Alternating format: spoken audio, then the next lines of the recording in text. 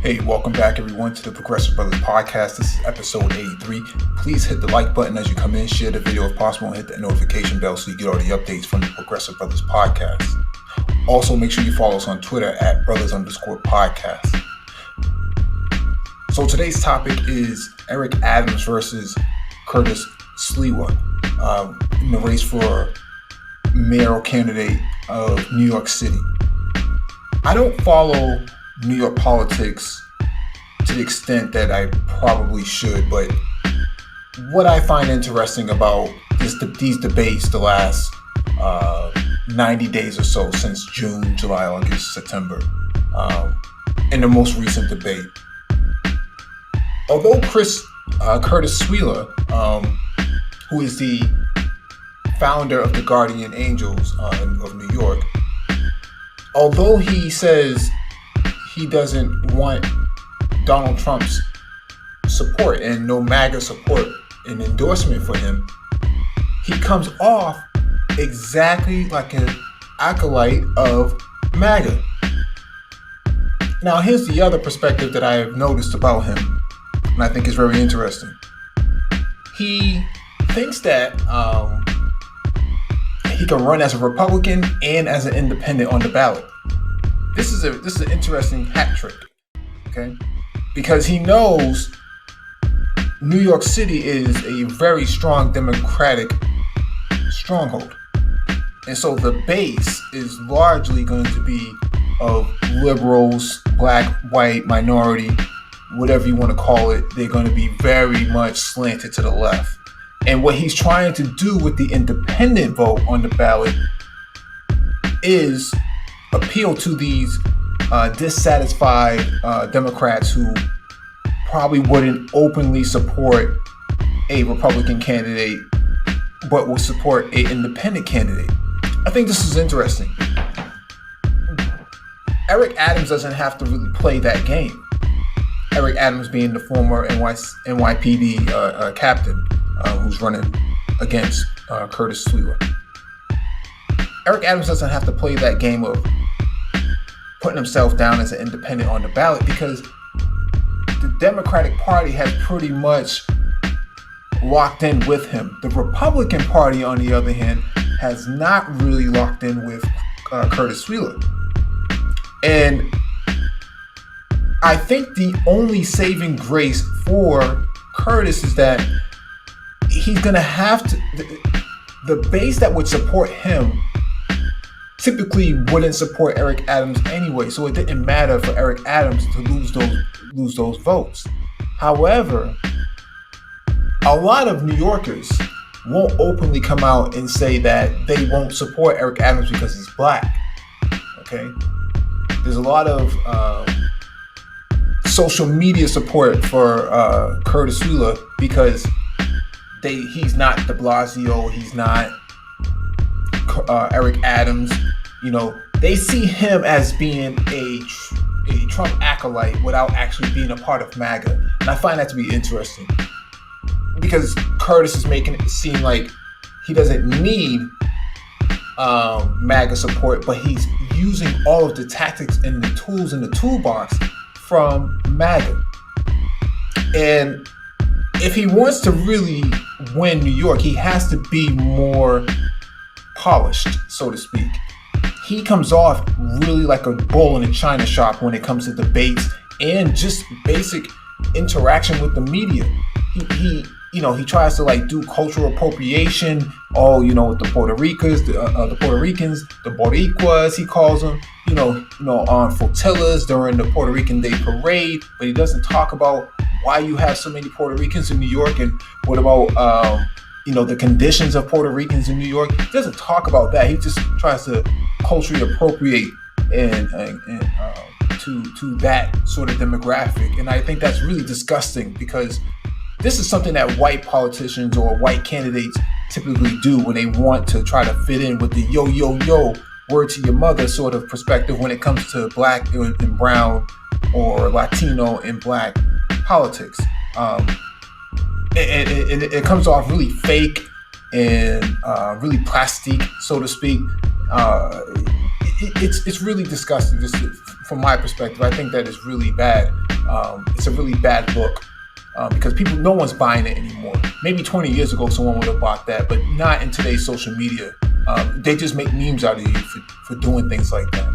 And so I think New York City would serve better with Eric Adams, not just because he's a Democrat, but because he's more polished and more groomed for the role. New York City doesn't need any Trump acolytes, people who don't adhere to rules. They kind of talk over people, they talk through people, they don't really know the subject matter, and they just filibuster their way through things. No, New York doesn't need things. New York doesn't need a candidate who parades themselves around like that. And so it seems to me that Eric Adams is the better candidate through and through, even if you don't agree with his policies. He's very much a moderate center left than anything else. He's not this ultra liberal, like AOC, like they're trying to paint. Curtis tries to paint Eric Adams and AOC as being one, but their worlds different from each other. Just because they're both from New York City doesn't make them, one and the same. And so I think it's very interesting that they try to squeeze them all into one category on the left. But the left has always been fragmented with different sort of perspectives. On the right, there's a script that everyone reads. And I think that's what Curtis Sweeler is pretty much doing. He's reading from the script. He's taking on Trump's firebrand tactics without actually aligning himself to Trump because he thinks that it's going to hurt his credibility. But in reality, it may actually help his credibility long term if he wants to go all the way to the poll, all the way into November. And so he's coming off really shaky, doesn't really know all of these questions, know how to answer all the questions that are being asked in these debates because he didn't really study. And it's all about this bravado of I'm from the streets, I got shot 5 times, I've been stabbed, I've been locked up. People don't really want to hear that anymore in New York. People are more concerned about being evicted. People are more concerned about finding work, whether or not they're gonna have mask mandates or vaccine mandates. Those are the areas of concern for New Yorkers. Nobody cares if you got shot 5 times and got stabbed and got locked up. Nobody cares about that, man. Who are you trying to appeal to anyways in New York City when you say something like that? To people who can't vote? Because the people who have been shot and been stabbed and been through the system can't vote anyway. So who are you trying to appeal to? I think that Curtis is I think he's clout chasing big time off of some of his past experiences as a guardian angel. I think that time is come and gone. I don't think that he's going to make a good candidate for a mayor of New York. Even as a city council member or as an alderman, I think he's terrible.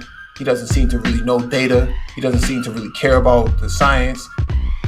All of what he's talking about goes against the base of people who would actually support him. He wants to throw people out of their apartments because they had stimulus checks and unemployment checks come to them and they're not paying rent. If you're not paying rent, it's probably because you don't have the money. It's not that you're mooching off the system. And so in the time of the pandemic and a job strike, what they call Striketober, and you have all of these calamities going on all at once, how do you get on stage and say that these people should get off the system and go find a job or pay their rent, and that they should stop, that the government should somehow intervene in this area and force these people to pay their rent? But if they pay their rent, they're not going to have any money, because in New York City it's probably anywhere between $2,000 to $2,400 a month, and you're asking someone who barely has $3,000 to pay 6 months of rent with $2,000. That doesn't make a whole lot of sense. New York has to invest at least $65 to $70 billion for all of those people. They have 200,000 eviction notices within the system that the court has to oversee. And you're saying that you should put 200,000 people out on the street because they got a stimulus check. That is bad politics. In a time when people actually need the government the most, you're telling them that they shouldn't rely on the government and that you're going to use government power to get them out of their homes. Insane. What a disaster. And so I'm just saying that Curtis Wheeler, I don't think he's a good candidate. I think he's terrible. New York doesn't need anybody like that. Eric Adams, love him or hate him, he's way more polished, way better candidate than Curtis Wheeler. So we'll see what happens this weekend and how it plays out. Like, share, and subscribe. Follow us on Twitter at brothers_podcast.